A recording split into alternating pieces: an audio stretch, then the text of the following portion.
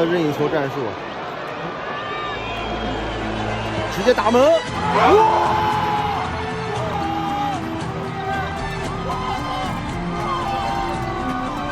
손흥민의 프리킥에 담긴 기술과 날카로움은 아무나 흉내내기 어렵습니다. 심지어 유럽에서 경험 많은 골키퍼 매튜 라이언조차 슛코스를 예상하고 뛰어들었음에도 공을 건드리지 못했습니다. 이런 수싸움을 이해하고 알아차릴 수 있는 것은 오직 월드클래스 선수들뿐입니다. 한국 대표팀은 이번 아시안컵에서 극적인 드라마를 연출하며 관중들을 감동시키고 있습니다. 조별리그부터는 예상치 못한 일이 연속해서 일어났지만 그럼에도 한국 선수들은 불가능한 상황을 뒤집어내며 정신력을 과시했습니다.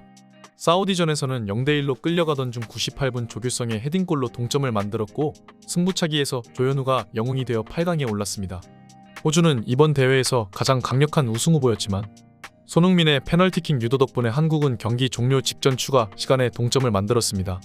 그리고 이어진 연장전에서 손흥민이 놀라운 직접 프리킥으로 역전을 만들어내며 기적을 이루어냈는데요. 한국 대표팀의 성과를 보면 감독의 능력보다는 선수들의 개인 능력과 정신력이 큰 역할을 한 것으로 보는 것이 맞습니다. 특히 감독 클린스만은 승리에도 계속해서 평가가 하락하는 등 여론이 좋지 않죠. 하지만 우리 선수들은 전술적인 한계를 개인 능력과 정신력으로 극복했습니다. 이란과 일본의 경기는 결승 진출을 놓고 가장 중요한 매치였으며 대한민국이 결승전에 진출한다면 이 경기의 승자와 맞붙게 될 운명이었습니다. 일본은 이란을 상대로 선제골을 넣었지만 이란은 롱볼 축구를 택하며 신체적 우위를 활용하여 역전 승리를 차지했습니다. 이러한 결과로 일본은 8강 탈락이라는 충격적인 결과를 맞이하게 되었고 현재 초상집 분위기입니다. 다른 팀의 팬들은 자신만만했지만 고작 8강에 그친 일본을 조롱하고 있으며 아시안컵에서의 경기는 계속해서 예상치 못한 결과를 낳고 있는데요. 많은 전문가들이 이번 경기에서 가장 먼저 지적한 문제는 일본 대표팀의 집중력과 결정력 부재였습니다. 이 문제는 대회 시작 전부터 나타났는데요. 해외파 에이스 선수들인 쿠보와 도미야스 타케이로가 국가대표팀보다 소속 클럽에 우선순위를 두겠다며 불만을 토로한 것으로 알려져 팀 분위기에 영향을 미쳤습니다. 또한 이토주냐의 성범죄 스캔들로 인해 대표팀 내부가 혼란스러워졌고 한국과는 달리 강한 연대감을 형성하지 못한 것으로 전해졌습니다. 한국 대표팀은 초반에는 약간 헤매기도 했지만 시간이 지남에 따라 집중력을 높여 상대를 밀어붙였지만 반면에 일본 대표팀은 좋은 출발을 했음에도 이란에게 동점골을 허용하자마자 조직력이 무너지며 혼란스러워하는 모습을 보였습니다. 이러한 정신력 차이가 양팀의 8강 결과에 큰 영향을 미쳤다고 볼 수 있는데요. 또한 일본 대표팀에는 세계적인 선수가 부족하다는 문제가 있었습니다. 도미야스 타케이로와 엔도 와타루는 프리미어 리그의 아스날과 리버풀에서 활약하지만 주전으로 보기에는 한계가 있는 선수이고 미토마와 쿠보는 아직도 중위권 클럽을 벗어나지 못하고 있었습니다. 따라서 일본 대표팀은 세계적인 선수가 부족한 상황에서 경기를 치르고 있었습니다.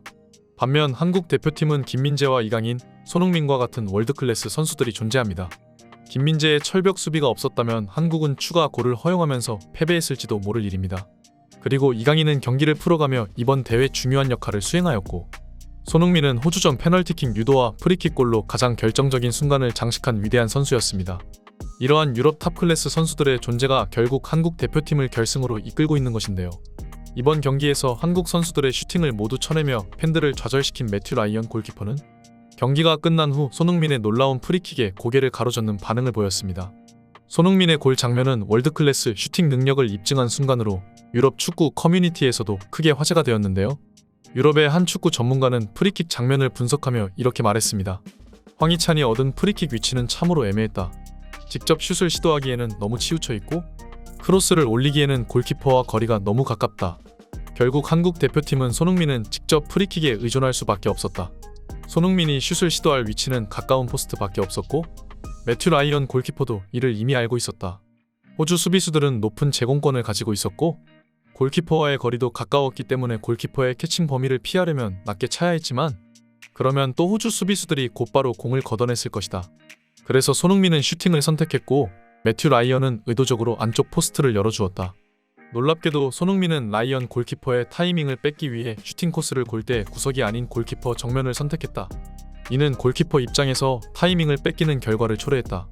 골키퍼의 눈앞에서 공이 뚝 떨어지며 바로 휘어져 들어가자 매튜 라이언 골키퍼는 특유의 탄력을 이용해 완벽하게 몸을 뻗을 수조차 없었기 때문이다.